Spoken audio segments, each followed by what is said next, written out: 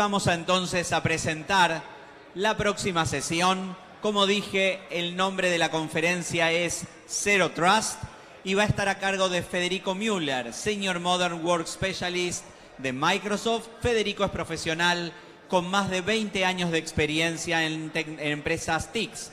Ha sido consultor y líder de proyectos en diversas áreas, desde infraestructura, seguridad, automatización y eficiencia en la gestión tecnológica. Ha ejercido funciones académicas en investigación, innovación y desarrollo. Es conferencista y catedrático en diversas entidades académicas. Una vez más, el pedido para que nos acompañen, para que vayan tomando ubicación y, como siempre, recordándoles que pueden hacer preguntas que haremos al final de la sesión y recordando también la invitación a hablar bajito desde los stands para permitir que todos puedan tener su escucha de la presentación correcta. Federico, bienvenido y muchas gracias. Marcelo, muchas gracias. Buenos días a todos, a los que están allá atrás, en los stands. Los invitamos a todos a la conversación por acá.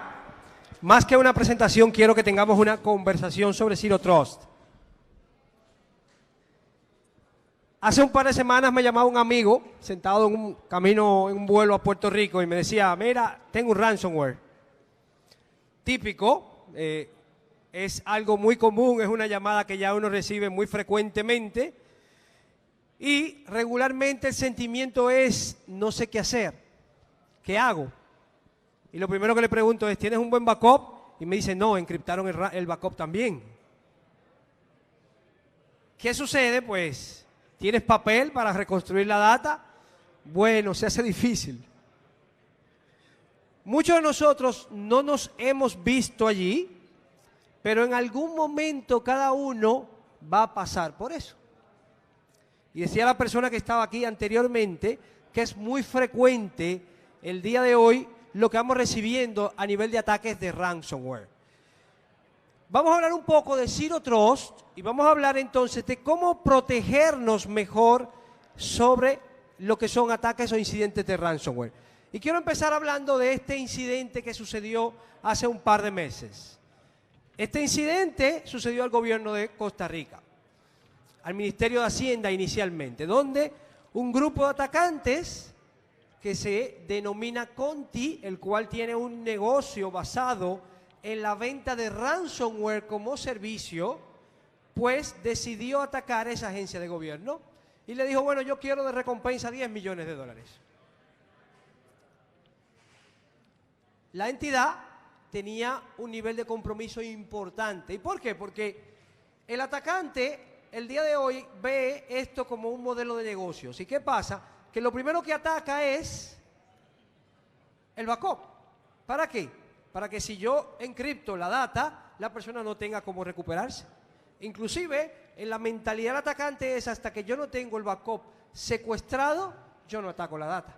Porque si no, voy a perder las probabilidades de conseguir el negocio. El negocio, que es importante.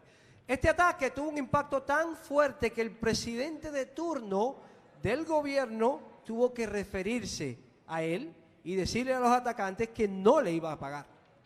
Sin embargo, la amenaza entonces de los atacantes fue, bueno, no me vas a pagar, te voy a atacar todas las empresas y ahora vamos a tener un ataque masivo a tu economía. Fíjense el nivel entonces hacia donde llega el impacto o la mentalidad de un atacante, de poder poner a un país en cierta forma a pensar cómo lidiar con una situación como esta. Estos atacantes tienen manuales de procedimientos, herramientas, estrategias, se la comparten entre ellos y miden y discuten su efectividad. Aquí vemos un poco algunas de las cosas que estos atacantes usaron como metodología, tanto de acceso inicial como de ejecutar los diferentes payloads que iban a tener dentro de las organizaciones, cómo escalar privilegios, cómo evadir defensas y cada uno de los pasos que esos atacantes necesitaban para llegar a su elemento final. Ahora, ¿Por qué pasa esto hoy tan frecuente? Porque es barato. Anteriormente había que ser un genio tecnológico, ahora hay que ser un empresario para atacar. Oigan bien, un empresario. O sea que si yo estoy en un lugar y tengo dinero, y no mucho, puedo comprar, por ejemplo, un kit de explotación por $1.400. O puedo comprar un exploit, un zero day, entre $50.000 y $3 millones. Un zero day. O pudiera comprar un ataque de ransomware por nada más y nada menos que $66 o un 30% del beneficio. Pero yo no soy técnico. Eso ha permitido que se prolifere un modelo económico alrededor de todo esto. Puedo comprar cuentas comprometidas, puedo comprar dispositivos que son parte de botnets. Ahora, ¿dónde creamos estos? Esto lo creamos en su red. Nos robamos las credenciales, infectamos máquinas y muchas veces ustedes ni se dan cuenta que eso está pasando. ¿Para qué? Para luego ser parte de este modelo.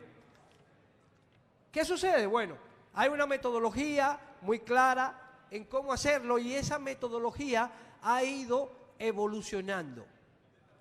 Desde explotar la capa 8 del modelo OSI, ¿verdad? En donde le enviamos la factura de FedEx, la factura del hotel, la factura de los servicios a alguien, ese individuo abre esa factura y simplemente empieza toda una cadena de explotación, movimiento lateral, instalación, escalación de privilegios y todo eso que requiere un atacante para llegar a su destino final. Típicamente duramos 200 días en detectar ese individuo. Es el promedio en los últimos estudios de cuánto dura una empresa muchas veces para detectar un atacante. ¿Y por qué? Porque ciertamente el atacante sabe y asume que tenemos medidas de control. Todo atacante sabe que tenemos un antivirus, que tenemos un firewall, posiblemente que tengamos un WAF y que tengamos herramientas de seguridad. Y entonces su pensamiento no es ir solo porque sí, sino que ya en su mentalidad viene también pensando en cómo evado estas herramientas. Ahora, para él es súper sencillo después que entró a un lugar. ¿Y cómo entro? Bueno, mi computadora está segura, pero el celular de la persona está seguro. O la computadora personal de las personas que trabajan en sus empresas están seguras. Porque muchas veces podemos decir, el correo que él va a abrir no lo va a abrir en mi computadora de negocio, pero lo abrió en su computadora personal. Y el password que usa en su email personal es el mismo de la empresa. O sea que ya tengo un acceso inicial. O si tiene un derivado. Por lo que muchas veces entendemos que tenemos protección, pero no es tan realista. Luego vemos cómo tenemos movimientos en los diferentes lugares. ¿Para qué? Para comprometer y generar persistencia. Ah, bueno, me descubrieron allí, pero tengo 5 máquinas más en un lugar. Inclusive, bueno, tengo un firewall, nadie se puede conectar de adentro hacia afuera, pero sí las personas se pueden conectar desde adentro, mejor dicho, desde afuera hacia adentro, pero sí el atacante hace que las máquinas se conecten desde dentro hacia afuera para tener comando y control. Y al final, poder es filtrar datos. A veces decimos, bueno, tuve un ransomware. Bueno, restauramos un backup. Pero ¿y si tuve un ransomware y se robaron la data? Y en la data hay cuentas bancarias de mis clientes, datos confidenciales de mis clientes, información estratégica y competitiva de mis clientes, de mi empresa. Todo eso lo tiene el hacker. Y tiene un tiempo infinito para usarlo. No tiene que usarlo hoy. A lo mejor la cuenta bancaria que me robé la usé dentro de 2 meses escribiéndole a la empresa y engañando a otra para que le pague a esta otra usando los datos falseados de una cuenta bancaria. Entonces, todos esos son riesgos nuevos que estamos teniendo. ¿Y qué pasa en ese sentido? ¿Por qué estoy yo aquí teniendo esta conversación en esta modalidad tan seria con ustedes? Primero, porque seguimos viendo la seguridad en este modelo, el modelo tradicional. Tenemos controles, firewall. Todo el mundo tiene firewall aquí, ¿verdad? ¿Cuántos tienen un EDR? ¿Cuántos tienen un WAF? No muchos, ¿verdad? ¿Cuántos monitorean el comportamiento de los usuarios? Un UEBA, User Behavior Analytics, por ejemplo. No muchos lugares, ¿verdad? Entonces, hay un elemento de modelo importante. El modelo de seguridad tradicional se ve como la seguridad de esta casa. Se ve segura, ¿verdad? Tiene su verja, sus puertas. Sin embargo, la realidad es esta. Esta es la realidad hoy. Tenemos en nuestra red, esto no está funcionando bien. Vamos a ver, aquí hay un hacker con mi presentación ahora.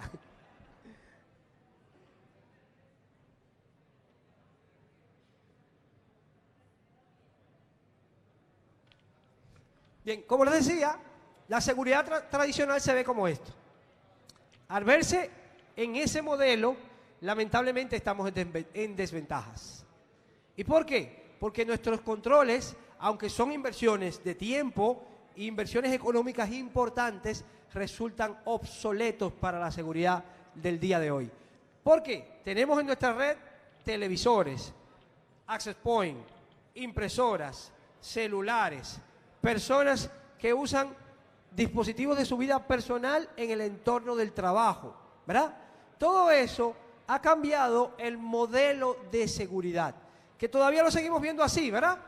Tenemos personas que entran vía VPN a mi red, tengo mi red, mis servidores, mi base de datos, y tengo acá mis computadoras. Y tengo seguridad, sí, tengo un buen antivirus, tengo el GPO que restringe que nadie pueda entrar ni siquiera al command prompt, ni al USB de la computadora y todos esos elementos. Ahora, la realidad es esta. Ahorita levantaban la mano cuando preguntaban quiénes tenían proyectos de cloud y yo dije, wow, qué mentirosos son estos muchachos. Todos aquí tienen cloud, de un proveedor o de otro. Todos. Todos. No hay nadie que no tenga algo de cloud. Inclusive cuando la gente usa WhatsApp en el trabajo, está usando el cloud. No gobernado por usted, pero usa el cloud. Entonces, esa nueva realidad nos lleva a repensar este modelo. ¿Cuál es el modelo? En que hay un hacker en mi red. Regularmente el modelo anterior era, un hacker no va a entrar, un hacker no entra. No puede entrar, esto es impenetrable. Y todo el que crea que su red es impenetrable, ya va mal. Yo tengo la oportunidad de trabajar en Microsoft y en Microsoft tenemos la filosofía de que siempre hay un hacker adentro. Es la segunda empresa o la segunda organización más atacada del mundo, después del Departamento de Estado.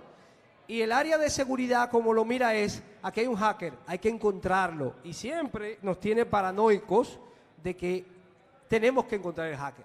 Y ese es el primer elemento, asumir que ya estamos hackeados. El segundo, verificación explícita. Y, por último, usar el menor privilegio. Y ahí hablamos entonces un poco de ese modelo de Zero Trust. ¿Y por qué? Primero, porque esto es lo que nosotros defendemos, pero esta es la realidad. La realidad es que hay hackers internos, personas que incluso por error, por intención, son maliciosos dentro de nuestro entorno, inclusive, y son empleados. Por eso fíjense que estamos hablando de Zero Trust. Si empezamos entonces a hablar de Zero Trust, es un término que pareciera nuevo, pero no lo es. Es un término que viene desde el 2004 con el proyecto Harry Shaw, e inclusive muchas personas que tienen la cabeza blanca aquí o no tienen cabellos, trabajaron los proyectos de NAC en algún momento con dispositivos de red y ese tipo de cosas, y Zero Trust viene de ese modelo, a donde hoy empezamos a verlo en otra modalidad, en una modalidad más estricta en cuanto a nuestros servicios. Luego vemos inclusive cómo ya hay una normativa de Zero Trust emitida por la NIST. ¿Por qué? Porque es un tema muy serio el que estamos abordando desde el punto de vista de seguridad. Se basa en estos mismos tres principios que le comentaba. Ahora, veámoslos en detalle un poquito, ¿sí? ¿Cómo lo ve Microsoft? Microsoft ve Zero Trust con estos 6 elementos, y hay uno adicional que es la capa 8, como siempre, ¿verdad? El primero, aplicativos. ¿Cómo hago que mis aplicativos confíen o desconfíen de los otros elementos que están acá? De la data, de los dispositivos, de la identidad, de la infraestructura y de la red.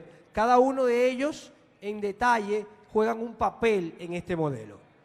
Y luego vemos inclusive cómo los elementos que atacan la capa 8 tienen que ver con políticas, implementación, optimización y protección de amenazas. Veámoslos en detalle. ¿Cómo Microsoft implementa hoy en día Zero Trust? Primero, se basa en contexto. ¿Cuál es el contexto? Dice, bueno, el contexto va a estar definido por todo lo que está alrededor de la identidad. O sea, que el Zero Trust empieza a pasar a la identidad y el individuo va a obtener acceso en base a su identidad. Ya no es un dispositivo solamente, ya no es si está en mi red física o no, sino en base a su identidad. ¿Y qué empieza a decir? Bueno, empieza a buscar señales. La primera señal es el riesgo de la sesión. ¿Bien? Y esa señal viene de diferentes productos. Ahora, ¿cuál es la primera señal? ¿De dónde te estás logueando? Ah, bueno, me estoy logueando desde China. ¿Y Federico se había logueado en China? No, nunca. Ah, bueno, riesgo 1. ¿Y la computadora es mía? No, no es de él. No está administrada tampoco. Riesgo 2. ¿Puso Multifactor Authentication? Ah, sí. Bueno, pues entonces eso es un elemento que puede darle cierto nivel. Y puede decir es riesgo medio. Ahora, no puso MFA, riesgo alto. Y asimismo, puedo definir un primer nivel de riesgo de esa sesión. Luego, puedo decir, ok, ese dispositivo lo puedo administrar antes de que entre. Sí, ok, pues entonces despliego mi agente. El dispositivo tiene señales de riesgo, tiene software vulnerable, tiene un incidente abierto, tiene en este caso un software no reconocido por mí. Y todos esos elementos me van a dar otra señal. Luego llevo esto a un engine de señales y ese engine me puede decir, mira, para yo subir el trust en ti, te voy a mandar un push notification al móvil o una llamada y tú me lo das. Y si me lo das, confío en ti. Si no, entonces seguimos con otros mecanismos.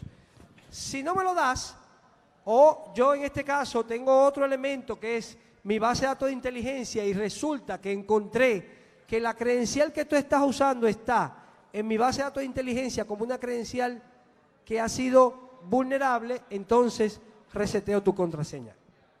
Si no, pues puedo darte acceso restringido, puedo darte acceso total, puedo denegarte acceso.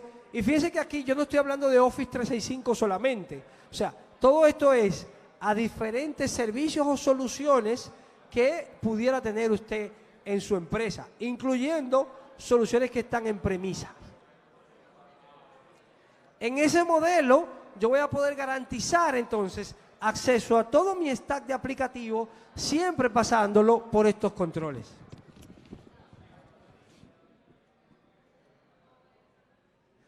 Como les decía, inclusive puede ir a aplicativos legacy, aplicativos que usan formularios, aplicativos que usan, en este caso, librerías de autenticación u otros elementos. Si vamos en detalle a las identidades, ese es el nuevo modelo, el nuevo firewall de hoy es la identidad. Es el nuevo elemento que nos ayuda a restringir el acceso. Veamos un poquito el engine de Microsoft. Microsoft utiliza una serie de soluciones basadas en estos elementos de contexto, como les decía, el rol de la persona, si el dispositivo es compliant o no, el lugar físico, el modelo de autenticación. Todos esos elementos permiten yo poder crear políticas de riesgo de acceso. Un elemento importante es que Microsoft procesa aproximadamente 40 terabytes de data al mes y esa data son sign-ins de todos sus servicios, de Hotmail, de Gmail, perdón, de Hotmail, de Azure Active Directory, de Office 365. También procesa señales de dispositivos que están en el sistema operativo, entre otros elementos. Y esto permite que yo pueda definir si hay algún dato, por ejemplo, una máquina que está mandando malware está en esa base de datos. Y registro un login desde una máquina que está en esa base de datos, inmediatamente ya tengo una señal de que hay algo raro con esto.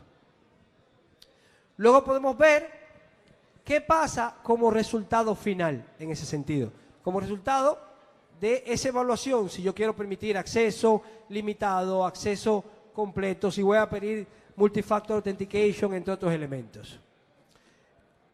Es importante, ¿no?, que podamos nosotros, como camino a Zero Trust, uno, conectar las aplicaciones a este modelo de autenticación para poder implementar Zero Trust, y dos, poder entonces implementar esquemas de verificación adicional como un elemento de seguridad que nos permita mejorar la seguridad de las credenciales.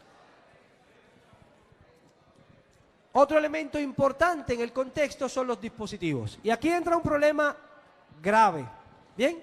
Ese problema es que típicamente nuestros dispositivos se ven así. La red de dispositivos nuestro es lo más parecido a esto. ¿Quién sabe todo lo que tiene en su red de dispositivos? ¿No sabe? No sabe qué hay ahí, no sabe qué software tienen. Es raro que podamos tener todo eso controlado. Por lo cual yo digo que la red de dispositivos es lo más parecido a esto.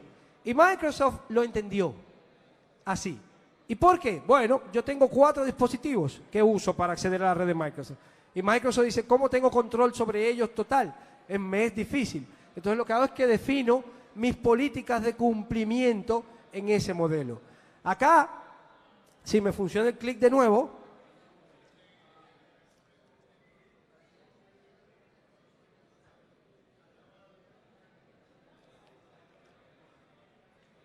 ¿sí? Quiero terminar con un slide importante, y es cómo se ve un entorno de Zero Trust en la red. Vamos a ver que vuelva a la presentación. Lo primero es que en Microsoft todas las computadoras están en Internet. Aunque estemos en el edificio de Microsoft, es Internet. Y nos tratan como el Internet. ¿Y qué es el Internet? Inseguro, ¿verdad? Entonces, todos los equipos, no importa que estén unidos al dominio, no importa que estén en el edificio de Redmond, de Seattle, están en el Internet. Luego, eso hace que tengamos una división lógica y física de todos los servicios. Vamos a buscar ese gráfico por acá.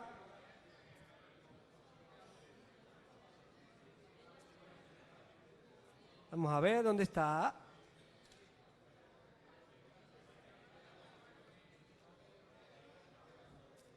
¿Dónde está? Ok. Como le decía, todo, aunque esté en el edificio físico, está en Internet. Luego, dentro tenemos zonas de seguridad de servidores, donde hay servidores separados todos, lógicamente, de los otros servicios. ¿Y qué pasa? Bueno, esta computadora que está acá, si va a conectarse a un aplicativo que usa el puerto 443, ¿por qué tendría que ver el servidor completo? ¿Verdad? Solo tiene que ver el puerto 443 de ese servidor. Y eso hace o restringe que si ese equipo es infectado, en un modelo de movimiento lateral, el hacker tenga que tener un camino más difícil para entrar a ese servidor, porque tiene que vulnerar el puerto 443, no puede vulnerar el SMB, no puede vulnerar el puerto de file sharing, ni ningún otro puerto que en este caso no sea el que use ese aplicativo. Lo mismo que este servidor ve un servidor de base de datos. ¿Y por qué tiene que ver el servidor completo? Simplemente lo que va a ver es el puerto que usa ese servidor de base de datos. Pero ¿qué pasa? Que en ese modelo, ese servidor no puede tener vulnerabilidades para ver el de base de datos, pero tampoco la PC puede tener vulnerabilidades para ver el servidor de aplicativos. Y eso es lo que hace Zero Trust. Zero Trust te va a decir, estás vulnerable, tienes un aplicativo que tiene una vulnerabilidad, te aíslo. Y simplemente hasta que tú no la remedies, tú no entras. O tienes un incidente abierto, pues también pasa lo mismo, te aíslo y te contengo. En ese modelo podemos mantener ese kill chain que vimos hace un momentito restringido y complicar un poco la ruta desde el punto inicial de acceso hasta lo que es nuestra data. Muchísimas gracias. Muchas gracias, Federico. Gracias por la presentación. Creo que quedaron varias cosas por ver, pero bueno, seguramente tendremos oportunidad de volver a escucharte para que siga la presentación. Tenemos dos preguntitas que en realidad apuntan al mismo tema de parte de la audiencia que nos hicieron y tienen que ver con lo que pasó en Costa Rica, que lo mencionaste al principio de tu presentación. Una es en relación a qué hacer una vez que somos hackeados, qué decisiones tomar. La segunda es si como país crees que República Dominicana está preparada para algo como lo que sufrió Costa Rica, para enfrentar a eso. La segunda, voy a complementar yo la pregunta, no como país. Las empresas de quienes aquí están, los líderes de ciberseguridad, ¿están preparados? ¿Considerás que el país está preparado para este tipo de ataques? Bien, la primera pregunta, regularmente es bueno estar preparado antes, ante un incidente. O sea, cuando me dices qué hacer, es bueno saber qué hacer antes. Y eso implica tener la disciplina de construir un plan de respuesta a incidentes. Y no tiene que ser un libro gordo, preparado, que muchas veces lleva un formalismo, sino algo que diga, bueno, si tenemos un ransomware, esto es lo que vamos a hacer. Este paso y este paso. Y al hacerlo, por ejemplo, eso te va a permitir saber qué te falta, qué no estás haciendo para poder tener eso. Bien. Y poder construirlo. Por ejemplo, si haces ese plan, dice, necesito un respaldo que esté fuera de la empresa y que no esté en tecnología, te vas a dar cuenta que no lo estás haciendo, que no te estás llevando los respaldos fuera del área de tecnología en un elemento que no pueda ser cifrado por un hacker. O por ejemplo, hay tecnología anti-ransomware que no estás implementando que tienes dentro de tus productos. Entonces, lo importante es que puedas hacer algún manual de qué hacer y luego practicarlo. Ayuda mucho practicarlo en una empresa. Ahora, no lo tuviste y puedes en este caso buscar apoyo de entidades que hoy en día tienen esa experiencia, de compañías para que te puedan guiar. ¿Por qué? Porque en ese camino podemos cometer errores de pagarle a un hacker, por ejemplo, sin saber que vamos a recibir la información por la que pagamos, todo ese tipo de cosas. Bien. Perfecto. La segunda es respecto a República Dominicana primero y luego las empresas. Como país, República Dominicana ha estado adelantada a la región desde el punto de vista de su preparación. Tiene una ley, inclusive tiene un Centro Nacional de Ciberseguridad, tiene un equipo de trabajo que hace un trabajo proactivo. Obviamente en este mundo eso no es suficiente porque los recursos del lado de los atacantes son infinitos, son miles contra pocos, pero ayuda a estar un poquito mejor en la posición de riesgo. Hay muchas entidades de gobierno que son maduras, otras no lo son tanto. Sin embargo, yo diría que muchas de las empresas, de las entidades grandes del entorno impositivo, económico, son empresas que tienen una madurez tecnológica bastante larga y buenas inversiones en ese sentido, por esa parte. Y luego, acá hay una comunidad vibrante de ciberseguridad. Hay muchas empresas que van madurando con muchos profesionales de muy alto nivel, mucha gente que conozco aquí que también pues le tengo un gran respeto. Todavía falta mucho y falta mucho en la higiene. La problemática es que no estamos viendo la higiene y creemos que todo esto son cosas avanzadas. El 93% de los ataques que recibimos hoy ocurren por higiene, nada sofisticado. Ocurren porque no aplicamos un parche cuando debimos aplicarlo, porque no tomamos medidas básicas cuando debemos aplicarlas. Por ejemplo, todo el que tiene nube debería tener MFA para todo el mundo hoy activado ya. Eso es algo básico. Sin embargo, la mayoría de los clientes que yo voy hoy en día no tienen sus administradores con MFA. Y por eso pasa lo que comentaba uno de los compañeros. Tengo 20 máquinas nuevas que yo no creé y me están haciendo minería. Bueno, no tenías MFA. Con MFA hubiese sido mucho más difícil hacer algo así. Bien, muchas gracias. Clarísimo, muchísimas gracias, Federico. El aplauso a él.